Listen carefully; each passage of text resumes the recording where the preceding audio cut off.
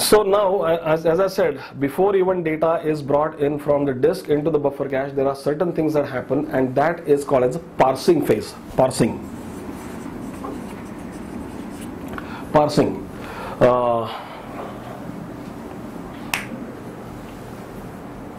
Now, even before parsing, let me talk about the connection, but that is going to take the discussion in a different tangent. But let me just briefly mention what happens. See, you log into SQL Plus. The moment you log into SQL Plus, what happens? You put the login ID and the password there.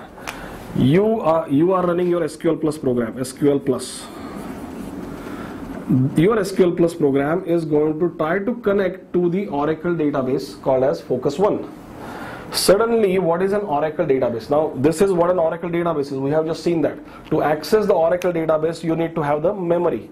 But who is responsible for bringing the data from the disk into the buffer cache? That has to be a program. A program is basically a running program is, in the Unix terminology, is called as a process. When somebody writes a program, it's a let us C program, you compile it, you store it on the hard disk, that is a program. When you run the program, it runs for, let's say, 2 seconds or 3 seconds. During that 3-second period, it is called as a process. Because now, why it is called as a process? Because it is occupying certain memory. It is taking some CPU and all that stuff. It is utilizing certain resources, and therefore, in a layman's term, a running program is called as a process.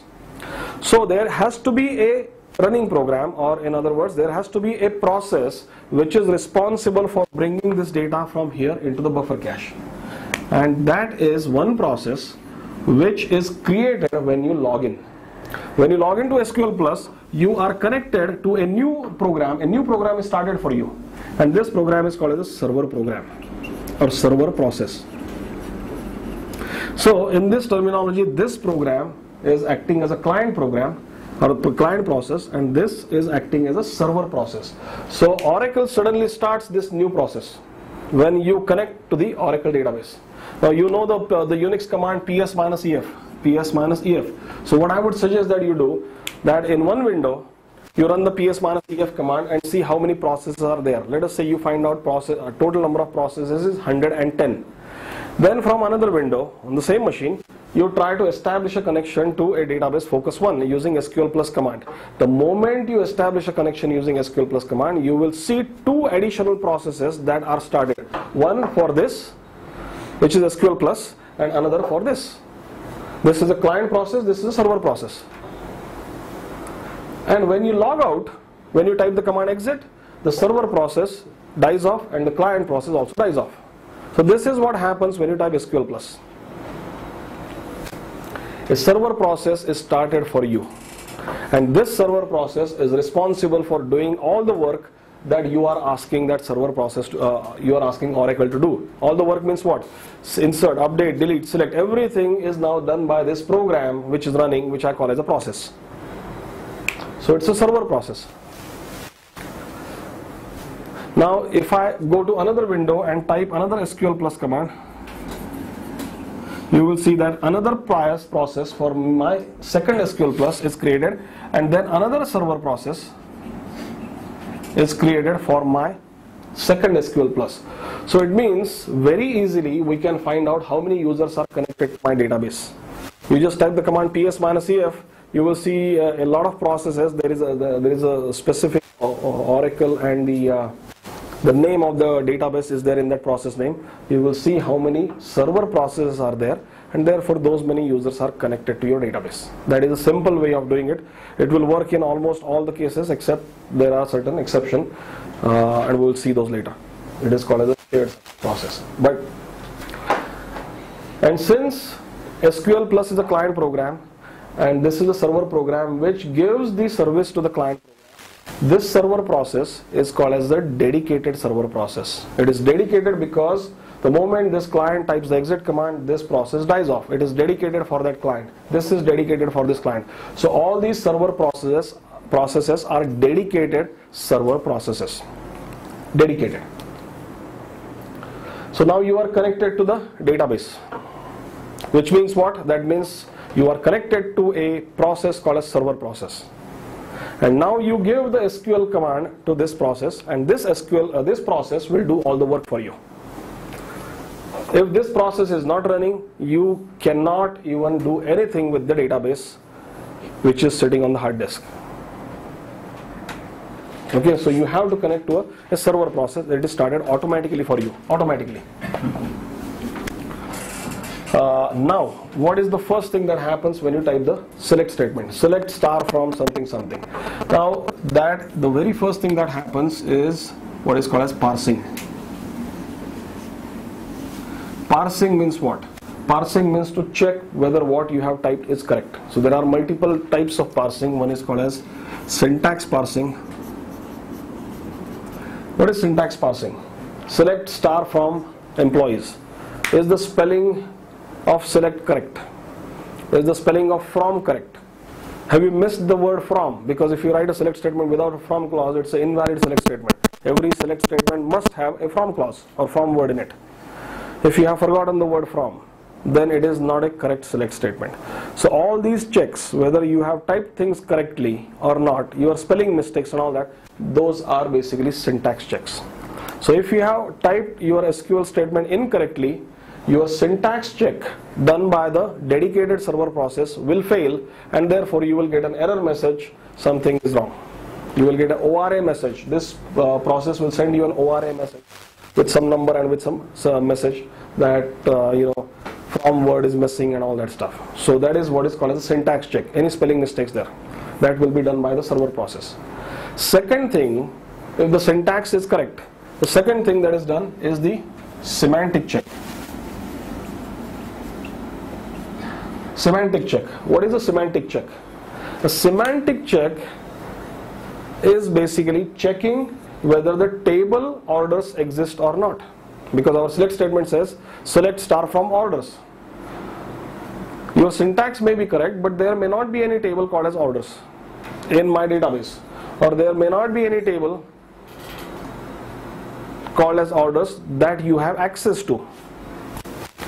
So checking whether the table exists or not, checking whether the columns you have put in the select statement are there in that table or not, checking whether the data types of that column are matching with your where clause or not. All that is a semantic check. And for doing a semantic check, you need to have access to the data dictionary views. Because where is the information stored about which tables are there in my database, which columns are there, what are their data types, all that information is in the data dictionary views. And those data dictionary views are actually in the system table space. So again, as a typical thing, Oracle will not read anything directly from the disk. It will bring information from the system table space also to memory, and that is actually another area here called as shared pool. I'm just typing here as SP, but it is called as shared pool, SHARED pool. And within shared pool, there is an area called as a dictionary cache, many times called as data dictionary cache or dictionary cache. It is an area within shared pool, and the system table space information, or that means data dictionary information, is read from here and brought it into there. Data dictionary is also tables. Data dictionary is also in extents and blocks and all that stuff. So all that information is brought from here to here depending on what is required. So when this information is brought over here, the server process goes and checks. And who will bring the information from here to here? It's a server process. Server process will bring the information from disk into the memory, into the buffer cache as well as in dictionary cache. And then it will check once it is brought in there, is there a table called as orders? Are there columns correctly spelled and all that stuff? So that is what a semantic check is. Is there also a permission given to that table? If you are doing a delete, then do you have delete permission or not? And where is that stored? DB underscore rows underscore privs or DB underscore tabs underscore privs. So it will check all that information from the data dictionary tables or data dictionary views which are brought into dictionary cache, and then it will say yes, you have access to do everything. Now you can proceed further. So once the syntax check is done, then the semantic check is done, and once both are done, then Oracle, or when I say Oracle, it is the server process which will proceed to the next phase, and that next phase is what is called as generation of execution plan. Now I will execution plan. Generation of the execution plan. Now what is this generation of the execution plan businesses? Version. No, not version. Execution plan is basically a set of steps that Oracle is going to execute in order to give answer to your query. So execution plan is the set of steps that Oracle will execute one after another in a specific sequence to give answer to your query. So Oracle will generate the execution plan, and this generation of the execution plan is a very complicated way. It's basically a very complicated situation. Generation of execution plan, Oracle has improvised over this execution plan business over the period of so many years. There is a special program, special algorithm or set of algorithms that are designed to generate the best execution plan, best set of steps to come up with your answer, and that is called as optimizer. Optimizer, in a layman's term, you can call this as a program or an algorithm or set of programs which are called at this time, and they will say, okay, select star from orders and then sort by order by something.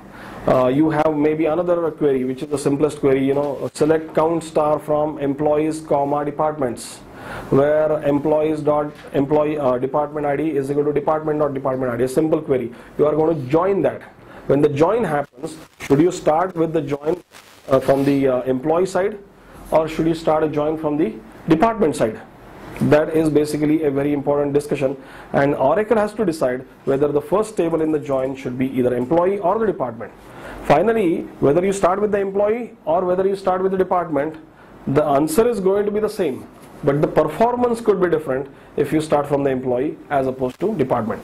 And because the sizes may be different, I always give an example which is like this. What is a join actually? Join is basically nothing but a loop within a loop. I give you a list of, let us say, list of 3 people and their names, and I also give you a telephone directory, and I tell you find their telephone numbers. So what a human being will do, a normal smart human being, he will say, okay, first name, okay, Shekhar.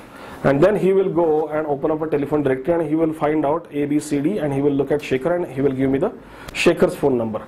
So what has he done? He has started with a smaller list.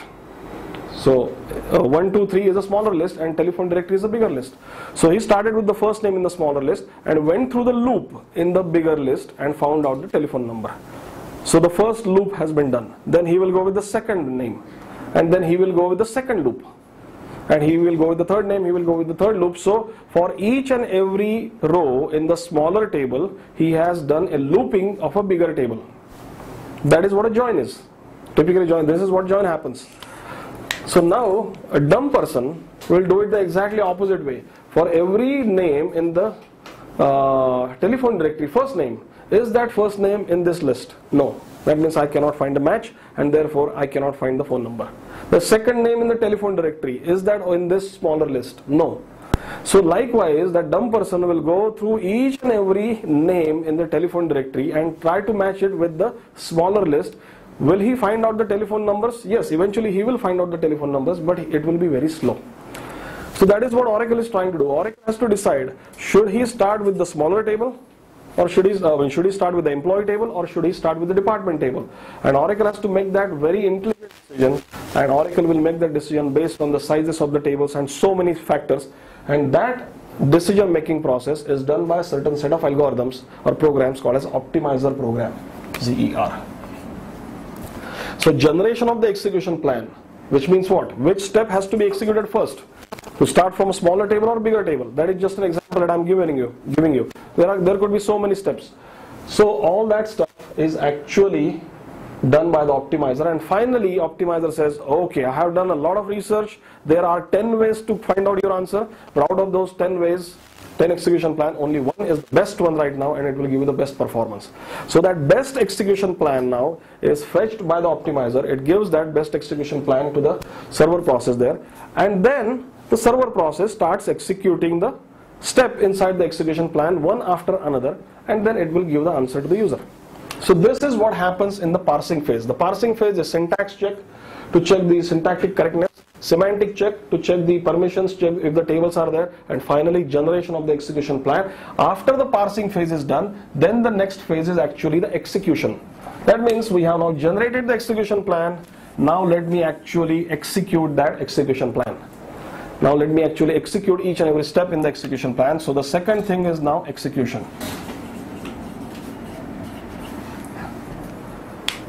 And then the dedicated server process will start executing each step at it, in the execution plan, and eventually you will get the answer. So parsing is the first phase, execution is the second phase, and then the third phase is actually fetching. Fetching is basically now you have executed it, you fetch the data and give it to the user now. So these are the three steps of any SQL statement, whether it's insert, update, delete, select, anything. Parsing, execution, and fetching. Most critical out of all these is this. And because of this, parsing is very expensive, because to generate the execution plan, Oracle has to do a lot of thinking. Oracle has to consume a lot of resources, CPU consumption, and time is basically, it is time consuming process. And therefore, Oracle says, I'm going to do one smart thing. I have gone through such a time consuming and expensive process of finding out the execution plan of your select statement. What if the same select statement will be executed by him little later on? This execution plan that I have generated for you will be helpful to him, because he won't have to generate the execution plan. So that execution plan which is generated for your select statement will be stored in another memory area called as library cache, LC, library cache. That is where the execution plan of each and every select statement, select statement that is fired by everybody or anybody in the database is kept. Now obviously this library cache is a small area. There may be thousands of users who would be executing select statements. So will there be enough space to store the execution plan of everybody? Obviously the answer is no. So this library cache also behaves based on the LRU mechanism. Library cache, dictionary cache, and buffer cache, all these are the three memory areas which will abide by the LRU mechanism, least recently used execution plan, least recently used buffer cache or buffer, or least recently used buffer of the dictionary cache, they will be thrown out, and the most recently used will be kept. This is where the execution plan is kept, and this is where data dictionary cache is there, and this is where the actual data. So this is what happens behind the scenes when you type an SQL statement.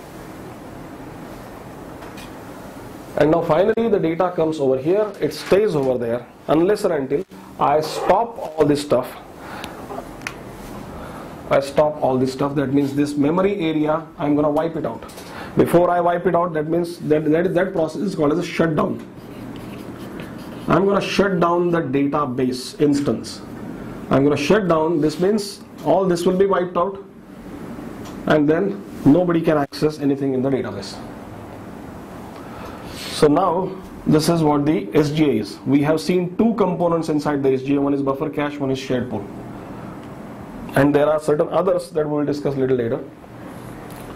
So this is the mechanism of buffer cache, library cache, and dictionary cache, and the parsing phase, execution phase, and fetching phase are the three important ones. The most important is generation of the execution plan done by the optimizer.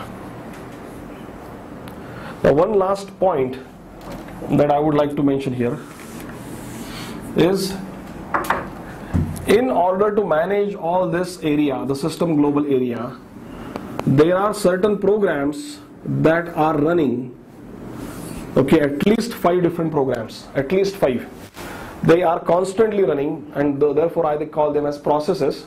So these 5 processes are constantly running, which are responsible for managing this system global area, and therefore coordination between the system global area and the database. Database means the control files, data files, and the redo files. So these are different processes. They have certain names. I will just give you the names right now. This is called as DBWR, which is the database writer process. This is called as LGWR, log writer process. Then there is a checkpoint process, CKPT. There is a PMON process, which is the process monitor, and there is a SMON process. These are the 5 mandatory very important processes that are always running in the background, which are responsible for the coordination between the SGA and the database. And along with that, there are these server processes. If there are two users connected to your database, there will be two server processes. So all these are what we call as background processes. Okay, these are background processes and these are server processes, but they are also running in the background. So now to summarize this terminology, let me again start with a database is set of data files, control files, redo files. The actual data is kept inside the data file, or one of the data files there. System, sysocs, temp and undo are used for proper functioning of the database, but the real data is in data files, in other data files other than system, sysocs, temp and undo. This data is brought into the buffer cache, which is part of the system global area, by the dedicated server process of the respective client process. Whichever requires. If this client process says I need data from the employee table's data will be brought in from here to here. So this is the system global area. Along with the system global area, for the proper functioning and coordination between the system global area and the database, there are set of processes. These are the 5 mandatory processes. And one more term that I'm going to introduce now, system global area plus all these processes. System global area plus all these processes is called as a database instance.